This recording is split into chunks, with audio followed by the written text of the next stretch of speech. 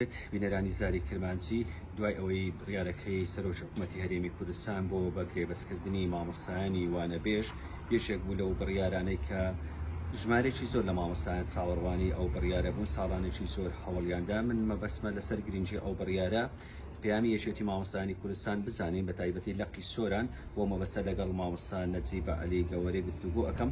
مامۆستا نەجیبە، سڵاوتان لێبێت. ئێوە وەکو یەکێتی مامۆستایان تا چەند دڵخۆشن بەو بڕیارە گرنگەی سەرۆکی حکوومەتی هەرێمی کوردستان؟ بەخێر بێ سەرچاو سڵاو لە جەنابیشت.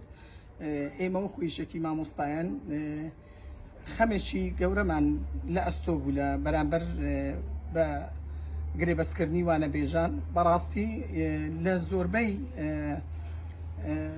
کۆنگرێ ڕۆژنامەوانی ئێمە یەک لە خاڵەکانمە خاڵە گرنگەکانمان ئەوە بوو کە بە گرێبەستکردنی وانەبێژان بوو و دەستخۆشیش لە سەرۆکی حکوومەت دەکەین کە هەنگاوەکی زۆر گرنگ بوو ئەو بڕیارە توانی دڵی 38,000 مامۆستا خۆش بکە و خێزانەکانیشیان کە سوکاریان و هەروەها هاوپیشەکانیش جگە لەوەش دەبێتە تەکانێک بۆ بەرەو پێشبردننی پرۆسەی پەروەردە و فێرکردن و زۆر لە کێشەکانمان حەل دەبێتن لە ناوەندەکانی خوێندن بەو بڕیارە و مامۆستایانیش دەتوانن زیاتر هان بدەن بۆ ئەوەی پرۆسەی پەروەردە و فێرکردن بە پێش بێخن.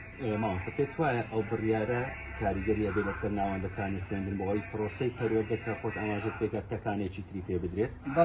بەڵێ جێگای دەستخۆشیە وانەبێژیش چاوەڕوانی بڕیارەشی وها دڵخۆشکرد بوون لە جەنابی سەرۆک جەنابی وەزیریش لەسەر خەت بۆ لەگەڵمان هەمیشە یادداشتەکانی مەیبند وەرگرتیە و بە سەرۆک حکوومەتی ڕاگەیاندیە و دوو ڕۆژ لە بەر ئەو بڕیارەش جەنابی وەزیر ئیشارەتی پێدا ئەوە بزانم لە ناو وتارەکەی کە گوتی جەنابی سەرۆک خەمخۆری وانەبێژانە دیار بوو شتێکی تێدا هەبوو، ینی شتێک مسۆگەر کرابوو کە جەنابی سەرۆک ئەو بڕیارەی دەداتن.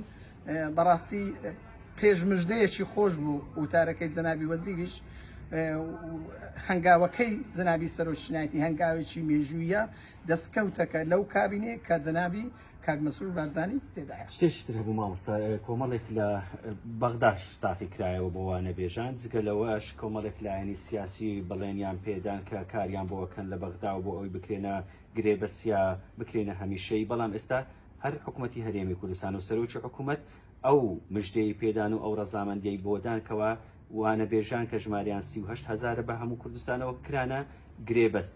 پێتوانە بوو ئەوەش یاریەکی سیاسی بوو لەگەڵیانەکرا؟ بەڵێ بخۆی زۆر لە ڕێگای ئەو وانەبێژانە زۆر کرد بۆمە دروست دەبوو بۆ وەکو لە بواری پەروەردەیی بۆ نمونە کە خۆ پێشاندان دەکرا مافەشی ڕەوای خۆیان بوو، بەڵام دەبووە گرێک لە ناو پرۆسەی پەروەردە. بەڕاستی لەندێک زیان دەدیت کە پرۆسەی پەروەردە ڕادەوەستا، بەڵام ئێستا بە خۆشحاڵیەوە سارەسەری ئەو گرفتانە هەمووی کرا و لە ئایندەش ئیشاڵڵا هەر هەوڵ دەدەین و لە ڕێ حکوومەتیشەوە هەوڵ دەدەین کە دامەزراندنی تەواوەتی بە هەمیشەی لۆیان بکرێتن هەروەکو مامۆستایانی دیکە کە مافیان هەبی و خۆشحاڵیشین لەگرە ئەو بڕیارەی چەند خاڵێکی تێدایە کەوا مۆڵەتی دەگریتەوە مامۆستای وانەبێژ هەموو مافەکانی تێدا دەستەبەر کرایە وەکو مامۆستای هەمیشەی ڕێزێکی زۆری لۆدانرا مامۆستای وانەبێژ. دەستان خۆش بە مامۆستا، سپاس بۆ تۆ.